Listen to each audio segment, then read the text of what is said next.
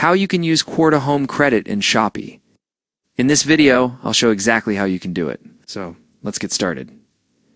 So first, open your Shopee app or visit the Shopee website. Now sign into your account using your username and password. Once you are signed in, go to the item you want to buy and add it to your cart. Then go to checkout after that. You will see payment options. So now look for Qwarta or Home Credit option. Once you see it, choose Qwarta or Home Credit as your payment method.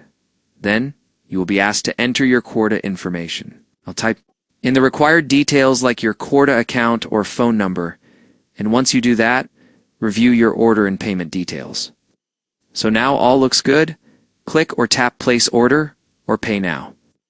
Once the payment is done, you will see a confirmation message in Shopee. And now your order is complete using Qwarta Home Credit. And that's it. That's how you can use Qwarta Home Credit in Shopee.